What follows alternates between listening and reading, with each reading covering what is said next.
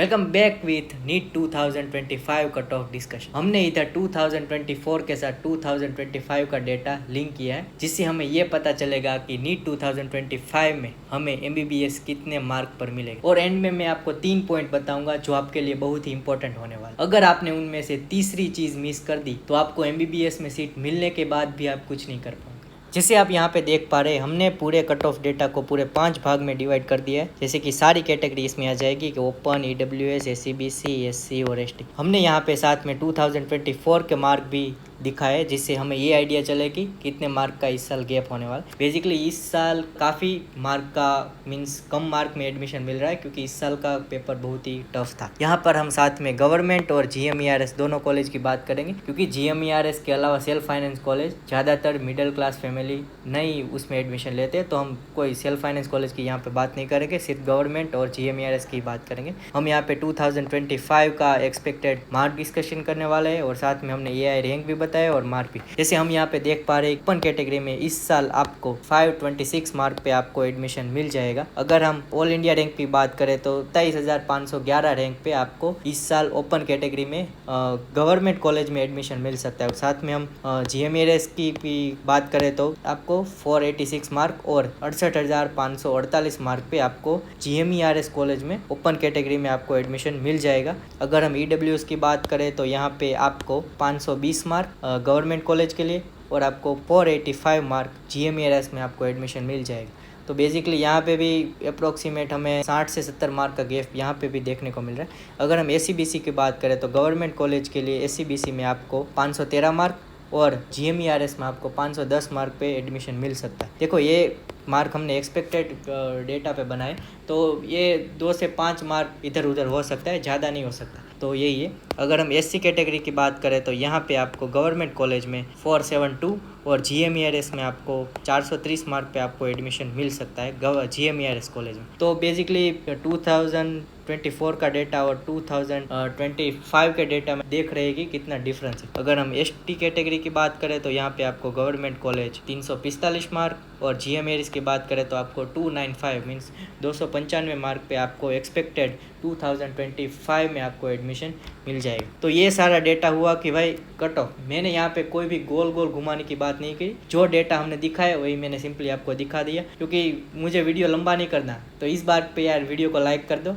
और चैनल पे नए हो तो सब्सक्राइब भी कर देना। तो अब आती है वो 3 बात जो सबसे ज़्यादा इम्पोर्टेंट। देखो, सबसे पहले मैंने जो कट ऑफ आपको बताया, तो देखो आप ऐसे बच्चे कि आपको 40 से 50 मार्क का डिफरेंस आ रहा है, इनमें मैंने जो कट ऑफ दिखाया उनमें से इफ़ आपने 2 से 3 ड्रॉप लिए मीन्स अगर आपके 2 से 3 ड्रॉप पहले से, तो भाई अगर आपसे नहीं होता तो भाई एमबीबीएस मत करो, आप कोई और कोर्स में घुस जाओ कि लाइक बीएमएस हो गया, बीडीएस हो गया, उनमें चले जाओ। अगर आपको इस बार भी आत्मविश्वास है कि भाई मैं कर लूँगा, इस साल तो जैसे भी हो मैं कर लूँगा, तो ही भाई इसमें आओ। क्योंकि भाई अगर आप इसमें 2 से 3 साल यहाँ पे वेस्ट कर लोगे और फिर एमबीबीएस आप 5 साल करोगे तो भाई 7 से 8 साल तो भाई इसमें ही चले जाएंगे। मीन्स आप बूढ़े हो जाओगे तब आप एमबीबीएस बनो। तो भाई ये इंपॉर्टेंट बात है कि अगर आपके 2 से 3 ड्रॉप हो रहे हैं और आपको नहीं लगता कि एमबीबीएस में नहीं मिलेगा, तो भाई एमबीबीएस का सपना छोड़ के आपको कोई और कोर्स लाइक बीएमएस में पहले अप्लाई करो, फिर बीडीएस में अप्लाई करो, उस हिसाब से आपको जाना है। आप बॉर्डर लाइन पे हो,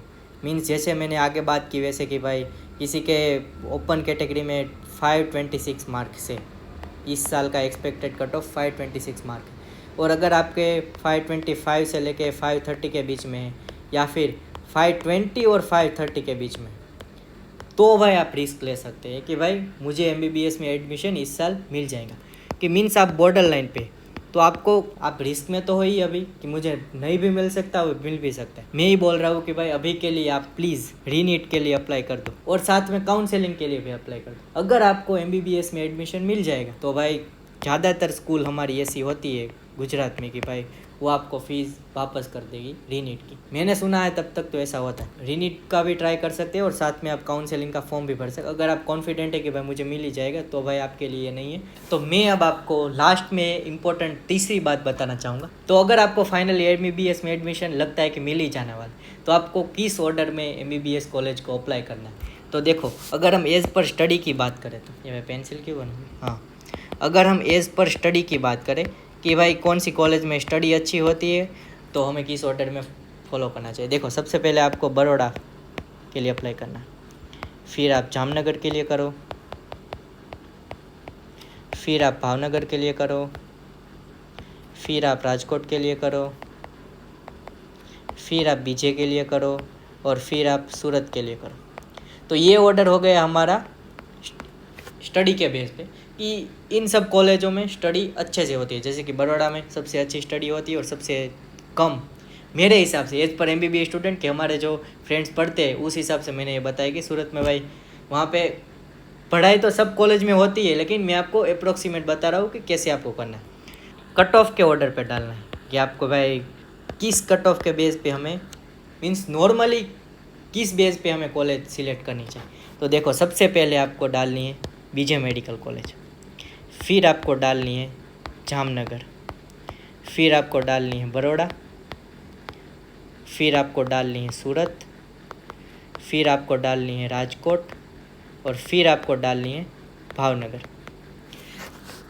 ये इसलिए क्योंकि यहाँ पे जो BJ है तो भाई मैं इधर तो BJ में हूँ तो मुझे तो यहाँ पे कोई दिक्कत नहीं, क्योंकि स्टडी भाई हम खुद से कर सकते हैं। कॉलेज वाले भी अपनी तरफ से फुल एफर्ट लगाते कि भाई हम अच्छे से पढ़े। जामनगर की बात करूँ तो भाई वहाँ पे भी खाने की कोई दिक्कत नहीं है। तो भाई ये ऑर्डर हो गया हमारे कट ऑफ की बेस पे, इस बेस पे कि कौन सी कॉलेज अच्छी है तो आपको ये ऑर्डर पे ही सारी कॉलेज डालनी चाहिए। तो मैं आपको पर्सनल गाइडेंस दूँ तो भाई आपको कट ऑफ के बेस पे ही कॉलेज डालनी चाहिए कि भाई आपको पहले BJ, फिर जामनगर, फिर बड़ौदा, फिर सूरत, फिर राजकोट और भावनगर। तो बस ये थी मेरी तीसरी बात कि आपको इस बेसिस पे कॉलेज डालनी है।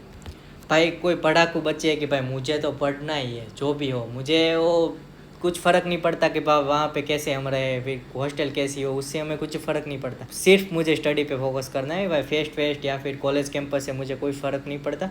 तो आप एज पर स्टडी के ऑर्डर पर डालना कॉलेज। देखो आप MBBS कोई भी कॉलेज से करो वो मायने नहीं रखता, लेकिन आप PG किस कॉलेज से करें वो मायने करता है आपके आफ्टर करियर MBBS के बाद। तो भाई इंस्टाग्राम में मुझे मैसेज मत करना क्योंकि मैं वहाँ पे ज़्यादा एक्टिव नहीं हूँ। आप मेरी चैनल पे जाके विजिट कम्युनिटी करके एक ऑप्शन होगा, वहाँ पे क्लिक करेंगे तो आपको कोई भी डाउट है तो आप वहाँ पे भी पूछ सकते हैं या फिर इस वीडियो के कमेंट सेक्शन में बेझिझक पूछ सकते हैं। तो भाई यूट्यूब का एक नया भी फीचर आया है कि आप वीडियो को हाइप करें जिससे ये वीडियो ज़्यादातर लोगों के पास पहुँचे और जल्दी हम लोग बड़ा एक सब्सक्राइबर काउंट अचीव करें। तो बस वीडियो को लाइक और चैनल को सब्सक्राइब करना ना भूलना। मिलते हैं अगले वीडियो में, तब तक अलविदा।